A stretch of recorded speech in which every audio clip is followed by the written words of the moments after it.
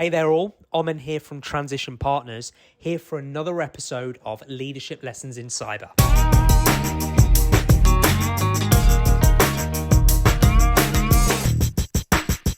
Hey Jigar, how you doing? Hey, Aman. I'm good. How are you?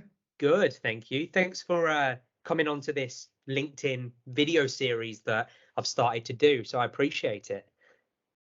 Absolutely. Thank you for having me. It's an honor and a pleasure.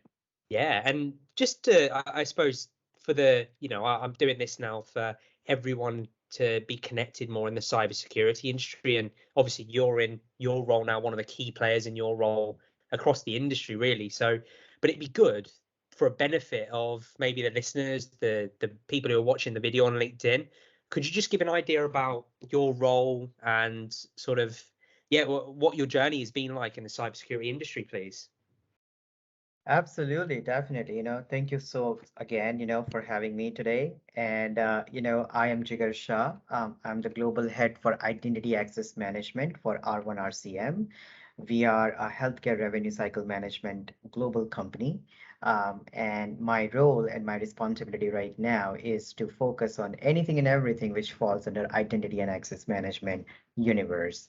So be it like access management, identity access and governance, multi-factor authentication, consumer customer identity access management, zero trust, data privacy, audits and compliance. So it's a fun ride. There's a lot of different hats that you have there. Yes, absolutely. And how did you like cybersecurity is not one of them industries that people, let's say, dream about going into as a kid, right? What what was the reason that you started gravitating towards the industry?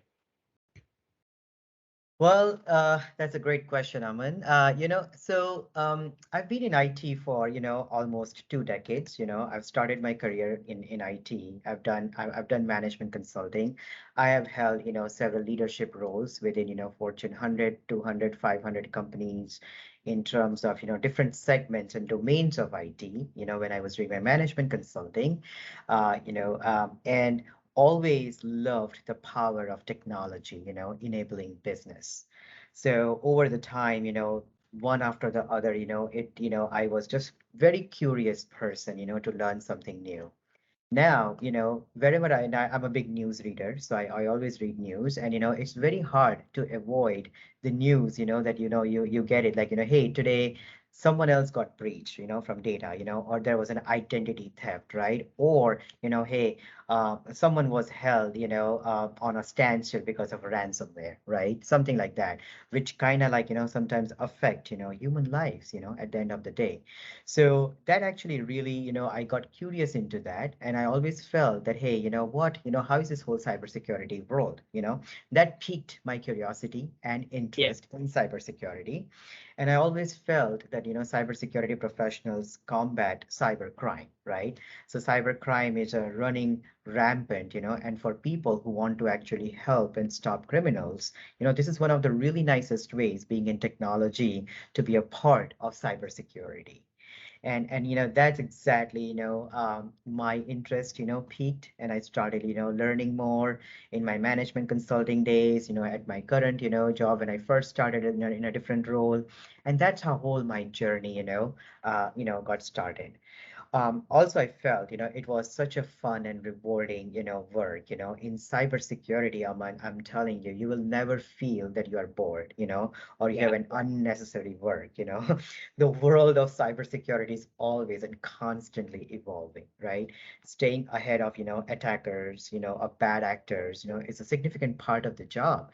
And it really gives you that whole, I would say, a mind, to think from that perspective, but how we can be a perfect, people as a cybersecurity, professionals or practitioners to really stop that, right? So it's a really good, mind, game as well, and your mind develops that way.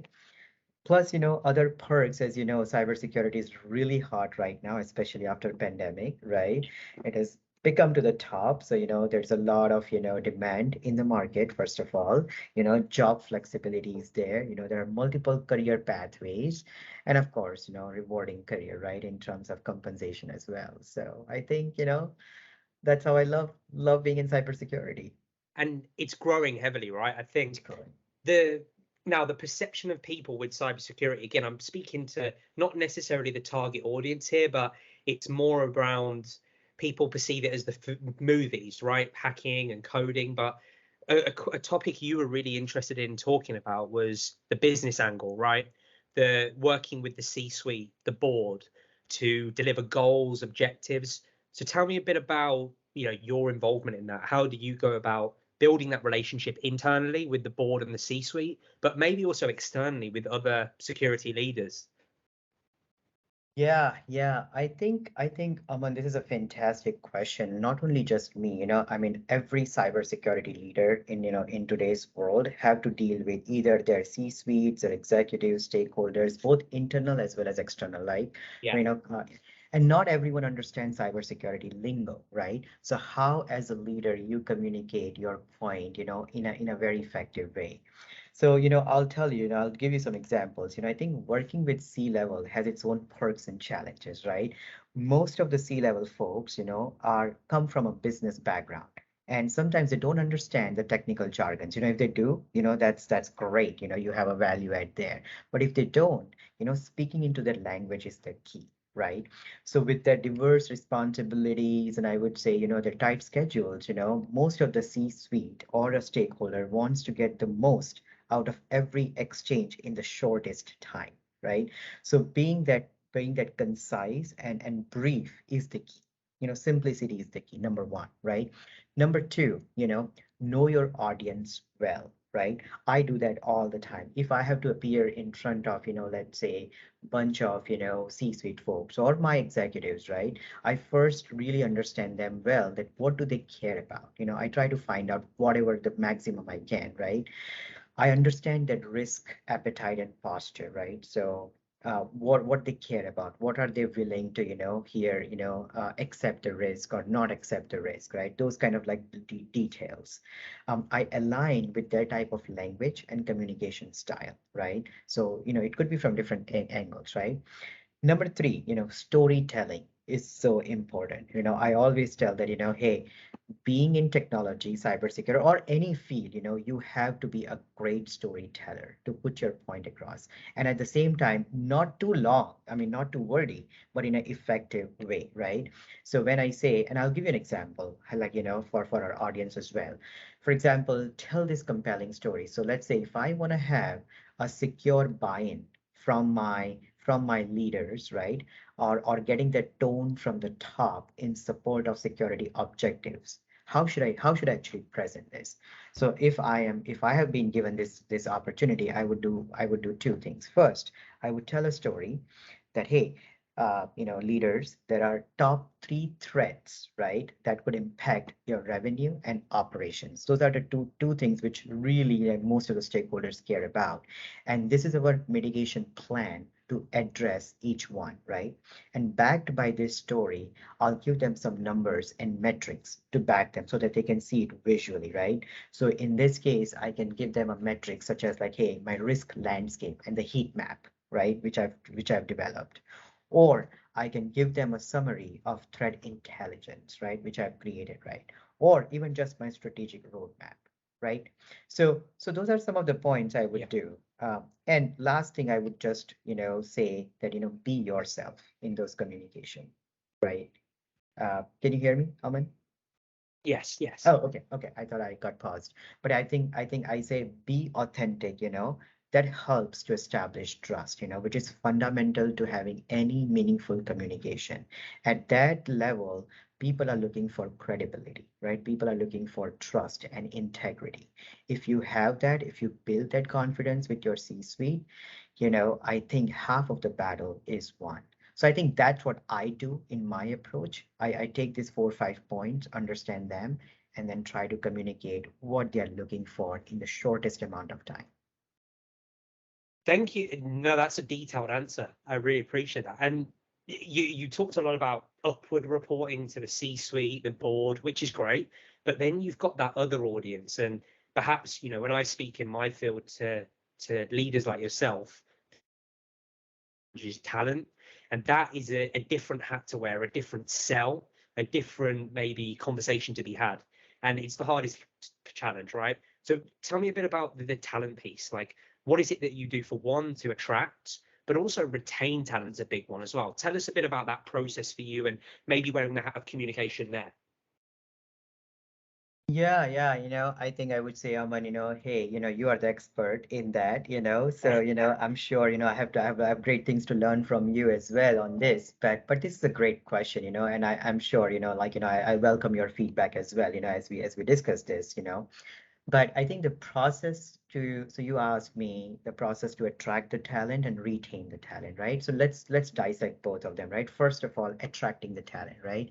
So I'm sure you and I both agree. Gone are the days, when the free snacks or a gym membership were desirable company perks, right? That helped Yeah. employees stuck around, right? Now, after this pandemic, everything has changed, right? People are working from home, right? So those little perks no longer now, employees are, are looking for, right? And with pandemic and with all this economic instability, and I'm sure everyone has heard about this great resignation, right? The whole great resignation, the war for talent has intensified. Literally, right? Especially if you are really good at what you do and the market is, really hot right now. We keep hearing that, you know, employees have of the world, and not just in in US or any particular region, but across the world have become more aware of what they are looking for in an employer, right? They have become more picky and choosy and selective, right? Because I hire a lot, and I always feel that when I'm hiring a candidate, they already have like 3 or 4 offers already in hand, right? So how do you justify yourself and attract those talent, right? To your point, right? So first of all, as a leader, what I do is I create a proper job description, right? You should first know what your job description is, right? You need to Yeah. really know what you have in mind and what you're hiring for. Sometimes there is a big gap. It sounds as silly and as simple as it is, but it's not. A lot of people, put something out, but they have a different mindset for hiring. So first of all, a hiring manager should be very aligned on that, right? Talk to them about your leadership style, because that's what employees are willing to hear, like, hey, is there a chemistry between the boss and the person, right? What is that culture fit, right? Talk to them about the culture, give them an example, even like, tell them about what cannot work in this company, right? Be transparent, right? Give them that clear line of sight. So that actually creates your credibility right there in the first meeting as a company, that you are really looking for you care about people. That's what they want to Yeah. hear, right? Sometimes even not even compensation or not even about the package, but it's just about that caring, really helps. So for me, when I do that, I really make sure that I hit all these points, with all of the candidates while I'm hiring. Now let's talk about the other part. You mentioned about, hey, you've hired someone and how do you retain them in this competitive world, right?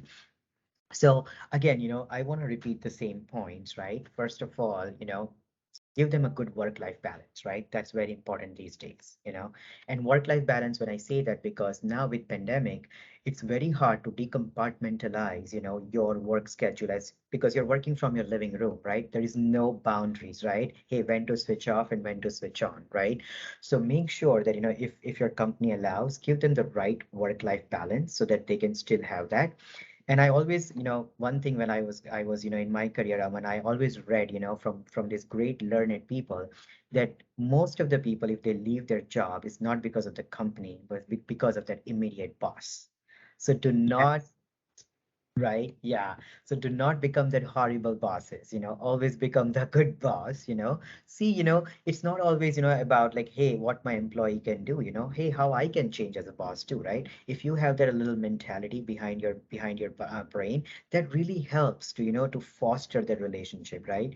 So you work with them, you coach them, you groom them, and simplicity is the key, you Yeah. know right? Do not complicate situations, and simple things, for example, Aman, when I do my team meetings, if someone has come from, let's say, 2 weeks of vacation, I always try like, hey, how was your vacation? I hope you had a good time. How is your family doing, in terms of COVID? Those little things, really Yeah. matter. right? As a boss. So, and you need to understand who do you have in your team, right? So try to understand them, what really motivates them. Different things motivate different people, right? Some people like to be given power. Some people don't care about anything, but they care about compensation. Some people are individual contributors, right? Yeah. Some people like to just troubleshoot. So as you understand their strengths and weaknesses, try to, like, coach them and try to give them those responsibilities so that you have a high performing team, right? And that this is how, in today's world, when you put people first, I think that's where you're going to retain your best and, of course, any talent, you have in your company. You know what? The point I got from all of that is you're I can't say the word. You're a continuous learner. You research different trends and you treat people like people. So I think, given your background, you'd be really good to answer this next question based on your continuous learning method. But it's more about the future of cybersecurity, right? What do you see as the future trends, the key challenges, the maybe positives, opportunities within cybersecurity over the next, 5 to 7 years? Wow. That's a really good question, Wow. So future trends in cybersecurity, I think there are lots, Aman, let me tell you about that. I have a lot. I always keep asking this question, before I answer this, your question, which is really great, by the way. I always ask this question into all of our audience as well. That are we prepared for this digitalization in the next 3 to 5 years, right? Or more specifically, are we looking far enough, you know, forward to understand how today's technological investment will have cybersecurity implications in future, right? And I think this is where I would start, seeing the trends in cybersecurity, right? Based on these two questions, which I keep asking myself every day, right? So one thing is, due to this whole digital transformation, for example, mobile cybersecurity is becoming front and center, right? People are working from home. So Yeah. a lot of these workers, either they switch between their mobile phones, their iPads, their laptops, their company devices, either using public Wi-Fi's or some other Wi-Fi's, right? So as a result of that, I think a lot of cybersecurity trend is going to increase to really reduce that threat, which will continue to grow and evolve because of that, right? Second thing I see the trend in cybersecurity is now cybersecurity, and I'm trying to coin this, is like cybersecurity as a service. That trend is going to come very soon. And I think it's already there. Now cybersecurity will be like modularized, depending on the company's business, and can be even sold as a service. Like how we have other services, right? Zero trust, it has become such a household name now, is going to take over, and it is already taking over. Zero trust architecture, that, hey, how are you going to get that zero trust attained in your organization? I would say, uh, other areas like, artificial intelligence, machine learning, right? AI, ML driven decision making, which is based on your risk, and how you can quantify that risk, with your businesses. Improvements in cloud security is huge right now, right?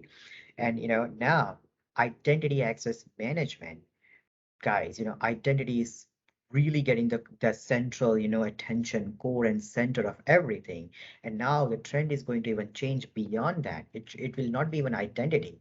And this I really want you, Aman, to highlight, and the audience should know that it's not about identity, but now it will be like privileges and entitlements, access management, right? So not only just your identity, but privileged and entitlement as a service is going to come, and it's already there, it's coming, more this whole stringent, compliance regulations, as we heard about GDPR and CCPA and all of this data privacy, that's going to continue and evolve, So I think those are, to me, some of the future trends I see in next 3 to 5 years, where I think cybersecurity is definitely going to go increase, because at the same time the attackers are also, getting more smarter day by day. So this is Yeah. definitely going to increase. So I think these are some of the trends I think right now I could think of will happen. Thank you for that. I really appreciate your time on this. I think that's enough knowledge for everyone to digest, and I think you've given a really good point on every angle. So thank you for that. Thank you, Aman. Thanks for having me on this, and I really enjoyed the conversation. So thank you so much. Likewise, Jigar, as always.